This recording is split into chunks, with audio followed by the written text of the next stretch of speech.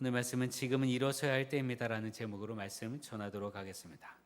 사람들은 대부분 시간이 없다고 모자란다고 말하면서 마치 시간이 무한히 있는 것처럼 사용하는 경향이 있습니다.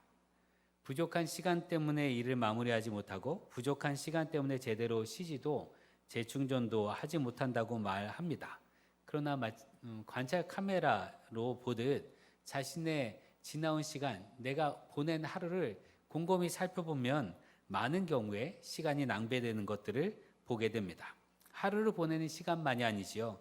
내일을 기약할 수 없다고 말하면서도 내 생에 끝이 없는 것처럼 살아가는 게 우리입니다. 내일 아침에 눈을 뜰 수 있을지 혹은 내일을 맞이할 수 있을지 장담할 수 없는 우리인데 경험적으로 혹은 내 삶의 패턴대로 내일이 당연히 있을 거라 여기며 오늘을 삽니다. 그렇게 해서 종말을 생각하며 살아가는 것, 내 인생의 끝, 마지막을 생각하며 사는 것이 아니라 이 땅에서 영원히 살 것처럼 살아가는 게 우리입니다. 그러나 실상은 모든 사람은 이 땅에서 종말을 맞이합니다. 모든 사람은 죽습니다. 이 땅에서 영원히 살지 못합니다. 그런데 마치 영원히 사는 것처럼 그렇게 하루하루를 보낸다 이거죠. 우리 모두는 고백하지요. 우리 언젠간 죽겠지. 주님 부르시면 그럼 가는 거지 뭐. 그렇게 고백을 합니다만 그 막연한 언젠가가 오늘은 아니지. 하나님께서 부르실 건데 언젠가 부르실 건데 그 날이 오늘은 아니지. 라고 생각하며 오늘 할 일을 내일로 미루거나 혹은 언젠간 하겠지. 내가 때 되면 할 거야. 하고 뭉개기도 합니다. 주님을 향한 믿음의 고백도 그렇죠. 복음을 전하다 보면 사람들이 하는 말이 아직은 때가 아닙니다 라고 말하잖아요. 근데 그때가 내일 언제 주어질지 어떻게 합니까? 그때가 없을 수도 있는데. 그런데 마치 영원히 살 것처럼 그때를 내가 정한다 이거예요. 교회 헌신하고 봉사하는 것도 그렇고 혹은 관계도 그렇습니다. 다 모든 게 다 언젠간 하겠지. 내가 아직은 때가 아닌데 그때가 되면 할 거야. 내가 아직은 헌신할 준비가 안 되는데 그때가 되면 헌신할 거야. 내가 아직 화해할 준비가 안 되는데 그때가 되면 화해하겠지. 내가 아직 주님께 충성할 준비가 안 됐는데 그때가 되면 충성할 거야. 등등 말을 하지요.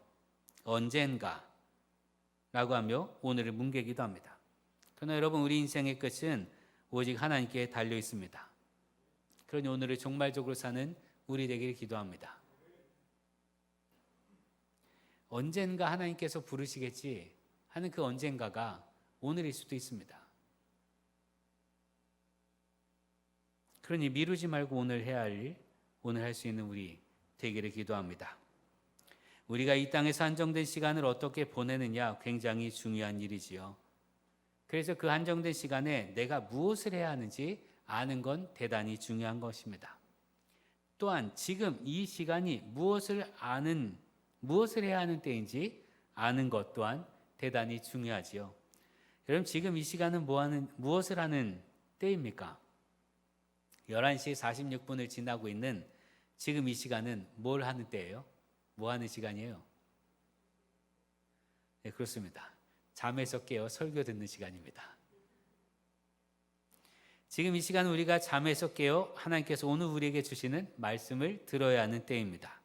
지금 이 시간은 내 생각과 경험, 내 판단과 고집을 내려놓고 내 마음에 드는 말씀을 들으려 하는 것이 아니라 하나님께서 나에게 필요한 말씀을 주심을 감사함으로 받고 듣는 그런 시간.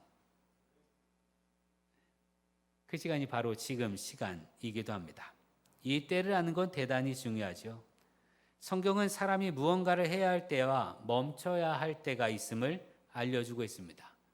해야 할 때와 멈추어야 할 때를 알려줍니다. 오늘 읽은 3장 2절에서 9절을 보면 날 때가 있고 죽을 때가 있으며 심을 때가 있고 심은 것을 뽑을 때가 있으며 죽일 때가 있고 치료할 때가 있으며 헐 때가 있고 세울 때가 있으며 울 때가 있고 웃을 때가 있으며 슬퍼할 때가 있고 춤출 때가 있으며 돌을 던져버릴 때가 있고 돌을 거두어들일 때가 있으며 안을 때가 있고 안는 일을 멀리할 때가 있으며 찾을 때가 있고 잃을 때가 있으며 지킬 때가 있고 버릴 때가 있으며 찢을 때가 있고 꿰맬 때가 있으며 잠잠할 때가 있고 말할 때가 있으며 사랑할 때가 있고 미워할 때가 있으며 전쟁할 때가 있고 평화할 때가 있느니라 라고 가르쳐 줍니다. 때에 따라 움직인다는 건 우리 삶을 건강하게 할 뿐만이 아니라 때에 따라 움직이는 것이 잘 사는 길이다 라고 성경이 가르쳐 주고 있습니다. 여러분 생각해 보십시오. 장례식장에서, 그것도 어린아이가 죽은 장례식장에 가서 흥겨운 노래하고 춤을 추고 껄껄껄껄 웃는다면 그게 그때에 맞는 행동이냐 이거예요. 때도 중요하고 장소도 중요하죠. 그 때와 장소에 맞는 행동을 해야 하는 것, 그것이 우리가 잘 사는 길입니다. 모두가 알지요.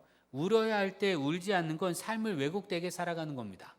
내가 지금 뭘 해야 될 때고 그 장소가 어디인지 우리가 다 아는데 그대로 살지 않으면 그야말로 우리 삶이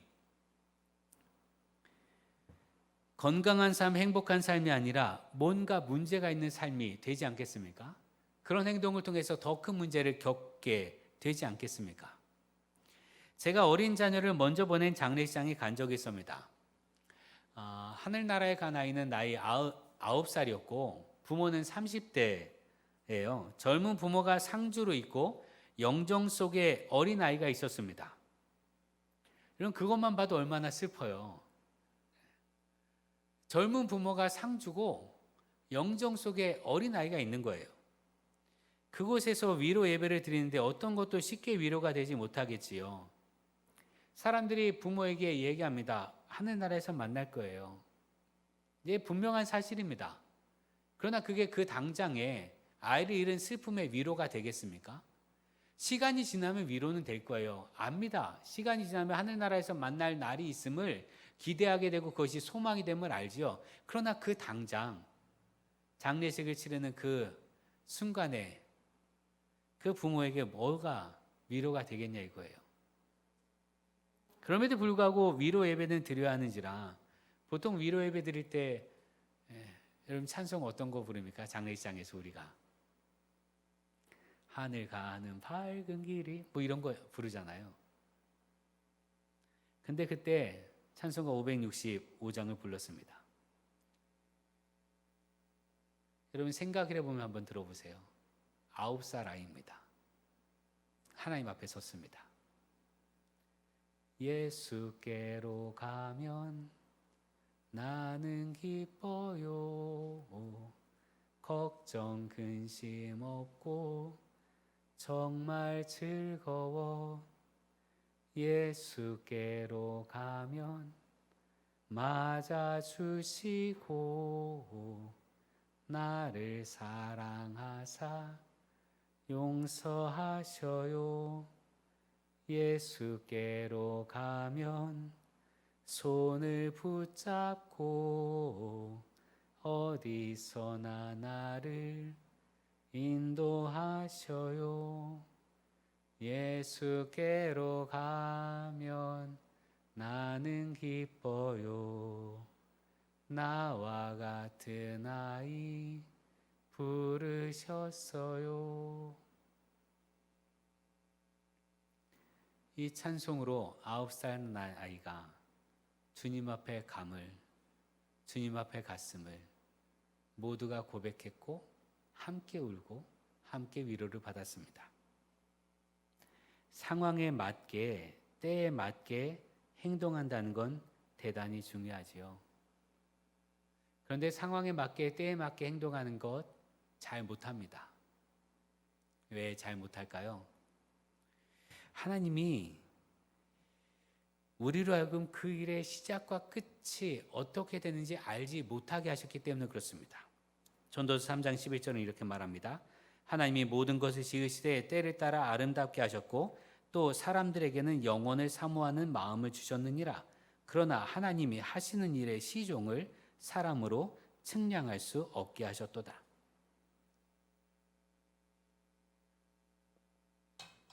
우리가 어떤 행동을 할 때 그 행동의 결과가 어떻게 될지 예측할 수 없게 하셨습니다. 그러니 우리가 때에 맞게 그 모양에 맞게 행동하기 어렵습니다. 그 끝과 결과를 알 수 없기에 우리는 때로 좌충우돌하는 인생을 살아가지요. 하나님께서는 시종을 측량할 수 없게 하셨습니다. 좀 결과를 미리 알면 행동이 달라질 거 아니에요. 결과를 좀 미리 알게 하시지. 내 오늘 삶의 선택의 결과를 좀 미리 알게 하시면 내가 오늘 그런 선택을 안 할 텐데, 내가 그렇게 행동하지 않을 텐데, 내가 그렇게 말하지 않을 텐데. 여러분, 우리가 보통 이렇게 하잖아요. 그 일을, 이 엎질러진 물을 다시 담을 수 없다 하는 것처럼 뭔가 문제를 만들어 놓고 사고를 쳐놓고 그런 다음에 내가 왜 그랬지? 하는 게 우리 아닙니까? 미리 알았다면 안 그랬을 텐데 말이지요. 그래서 왜 알지 못하게 하셨을까? 좀 알려주시지. 하면 이 부분에 있어서 묵상하며 기도하며 깨달은 바는 하나님께서 우리에게 시종을 예측할 수 없게 하심으로 기대라는 선물을 주셨다는 겁니다. 우리는 내일을 기대할 수 있습니다. 그 일의 끝을 기대할 수 있습니다. 오늘 땀 흘리고 이 땀의 결과로 열매 맺게 될 것을 기대할 수 있습니다. 기대, 희망, 소망이라는 이름으로 하나님께서는 알 수 없는 미래에 대해 꿈을 꾸게 하셨습니다. 무엇을 해야 할지 그때를 아는 것이 중요하고 그때에 맞춰 살아가기 위해서 노력하는 우리지만 그 모든 것의 중심, 근본엔 미래에 대한 기대, 내일에 대한 기대가 자리 잡고 있음을 믿으시길 바랍니다. 전도서의 말씀에서 오늘 읽은 말씀, 뭐 해야 될 때가 있고 뭐 해야 될 때가 있고 이렇게 말씀합니다. 무엇을 해야 할 때라는 뜻이 그 일을 시작해야 하는 타이밍을 말하기도 하지만 상황을 설명해 주는 말씀이기도 합니다. 상황 설명에 대한 말씀으로 읽으면 이렇게 읽게 됩니다. 사람이 울어야 할 상황에 직면하기도 하고 웃어야 할 상황에 직면하기도 한다. 다시 말씀드리면 사람에겐 우는 일도 만나게 되고 웃는 일도 만나게 돼. 사람의 인생엔 행복하며 기뻐하는 일도 경험하게 되지만 슬퍼하며 눈물 짓는 일도 경험하게 된다. 이게 전도서가 주는 가르침이에요. 울어야 할 때 울어야 한다. 웃어야 할 때 웃어야 한다. 라는 그때 행위에 대한 말씀이기도 하지만 우리가 겪게 될 상황에 대한 설명이다 이거예요. 우리는 슬플 때를 만나기도 하고 기쁠 때를 만나기도 합니다. 우리 삶 자체는 이렇게 양극단적인 상황들이 서로 충돌하며 얽히고 설켜 돌아가는 겁니다. 우리 삶은요, 행복과 불행하다 여기만한 상황이 순간순간 조우합니다. 기쁜 일과 슬픈 일이 순간순간 조우합니다. 화나는 일과 즐거운 일이 순간순간 교차합니다. 이것이 무엇을 말하는 것일까? 우리 삶엔 양극단, 좋은 것과 나쁜 것이 서로 교차하는데 그것을 말씀하는 뜻이 뭘까? 지금 행복하다면 주위의 불행을 경험하고 있는 사람들을 돌보라는 뜻입니다. 왜요? 나도 불행을 만날 수도 있기 때문에 그렇습니다. 지금 삶이 힘겹고 불행하다면 좌절하지 마십시오. 불행을 이미 경험했으니 이제 여러분의 삶에 행복이 찾아올 줄 믿으시기 바랍니다. 여러분 울고 있습니까? 우는 것으로 우리 인생은 끝나지 않습니다. 곧 다가올 웃음의 순간이 있음을 믿으십시오. 여러분 지금 너무 좋아서 웃고 있습니까? 그렇다면 여러분이 겪었던 눈물의 시간들을 생각해 보십시오. 그 눈물의 시간들을 지나와서 우리가 웃고 있는 것입니다. 그리고 주위를 돌아보십시오. 여러분의 위로의 손길이 필요했던 것처럼 누군가도 여러분의 손길을 필요로 하고 있습니다. 어떤 일이든 우리에겐 이런 일도 저런 일도 다가오게 됩니다. 그럼 이제 우리 어떻게 해야 되겠습니까? 내 상황이 어떠하든 내 조건이 어떠하든 내가 겪고 있는 상황에 침잠하여 멈춰 설 때가 아니라 각각의 상황에 담긴 의미 그 일들을 통해 풀어낼 것을 기대하며 일어선 우리 되기를 소망합니다. 예수님께서 병자들을 고쳐주셨어요. 왜 병자들을 고쳐주셨을까요? 그 병 때문에 억눌려 있을 때가 아니라 억눌려 있어야 할 것이 아니라 병에서 놓여 일어서야 하기 때문에 그렇습니다. 병에서 놓여 일어나 뛰며 찬양하며 주님께 영광 돌리는 삶이 복된 삶이기 때문에 병자들을 고쳐주신 거예요. 예수님께서 바리새인과 사두개인들을 질책하셨습니다. 꾸중하셨습니다. 외식하는 자요, 회칠한 무덤 같은 자요, 너희가 천국에 들어가지도 아니하고 천국 문 앞에 서서 천국에 들어가려 하는 자를 막는도다. 바리새인과 사두개인에게 이렇게 말씀하셨다 이거예요. 왜 꾸중하셨을까요? 돌이키게 하기 위해서예요. 돌이켜야 사니까. 돌이켜 하나님 나라 백성으로 살아야 하기 때문에 그것 아니겠습니까? 우리 어떤 상황이든 그 상황에 머물러 있지 말고 참된 생명의 길을 걷는 우리 되기를 소망합니다. 그래서 우리가 갖고 있는 그 일들에부터 깨우쳐 떨쳐내고 일어서야 합니다. 일어서서 무엇을 해야 되는가? 여러분, 전도서 3장은 이렇게 할 때가 있고 이렇게 해야 될 때가 있고 이렇게 해야 될 때가 이렇게 해야 될 때가 있다 라고 다 말씀한 다음에 마지막으로 최종적으로 정리해 준 말씀이 있습니다. 우리 그렇게 살라는 거예요. 12절 13절 보면 사람들이 사는 동안에 기뻐하며 선을 행하는 것보다 더 나은 것이 없는 줄을 내가 알았고 사람마다 먹고 마시는 것과 수고함으로 낙을 누리는 그것이 하나님의 선물인 줄도 또한 알았도다. 우리가 겪게 될 많은 일들이 있지만 이 일들 가운데 행복한 삶, 복된 삶, 하나님의 선물의 삶이 뭐냐? 그건요, 기뻐하며 선을 행하는 것, 수고함으로 낙을 누리는 겁니다. 이게 하나님께서 선물처럼 주신 삶이에요. 인생을 살아가는 중에 가장 좋은 것, 가장 좋은 삶이 뭐냐? 기뻐하며 선을 행하는 것입니다. 그 일에 수고함으로 낙을, 기쁨을 경험하는 것입니다. 그 인생이 하나님께 주신 선물인 줄 믿으시기 바랍니다. 기뻐하며 선을 행하는 것, 그거보다 더 나은 것이 없다. 이게 전도서의 결론이에요. 울 때가 있고 웃을 때가 있고 기뻐할 때가 있고 슬퍼할 때가 있고 심을 때가 있고 거둘 때가 있고 고칠 때가 있고 죽일 때가 있고 이렇게 각각의 때를 말하면서 그 최종 지점으로 뭐라고 말하는가? 사람들이 사는 동안에, 우리 이 땅에 사는 동안에 가장 좋은 삶이 뭐냐? 기뻐하며 선을 행하는 것이다 라는 거예요. 기뻐하며 선을 행하는 것보다 더 나은 삶은 없습니다. 그 삶이 하나님께서 주신 삶입니다. 성경이 말씀하는 바이니 믿으시길 바랍니다. 내 삶에 기뻐하며 선을 행하는 것보다 더 나은 행복한 삶은 없습니다. 그 삶이 하나님께서 도우시는 줄 믿으시기 바랍니다. 그런데 나 혼자 선을 행하기 어려우니 그래서 하나님께서 그 행복 기쁨을 위해서 우리로 하여금 교회가 되게 하신 거예요. 함께 선을 행하라고. 나 혼자 선을 행하다 무너지고 부딪혀서 지치거나 혹은 쓰러질 때 같이 선을 행함으로 같이 그 복된 삶을 살도록 하나님께서 우리를 교회되게 하신 줄 믿으시기 바랍니다. 그러니 일어섭시다. 이런저런 일을 겪으며 이런저런 일을 겪고 이런저런 상황을 겪고 아프다, 슬프다, 괴롭다, 화난다. 그렇게 여기는 우리에게 선을 행하는 기쁨, 수고함으로 맺어지는 의의 열매를 볼 수 있게 하신 하나님의 선물을 봅시다. 하나님 손에 들려있는 은혜, 복의 삶을 볼 수 있는 우리 되기를 기도합니다. 지금 내 믿음의 자리, 헌신의 자리에서 일어나 한 걸음 더 내딛는 우리 되기를 기도합니다. 이전에 기대하지 못했던 하나님의 은혜와 신비를 보게 될 줄로 믿습니다. 우리 지금 함께 기도하실 텐데 주신 말씀을 따라 기도하도록 하겠습니다.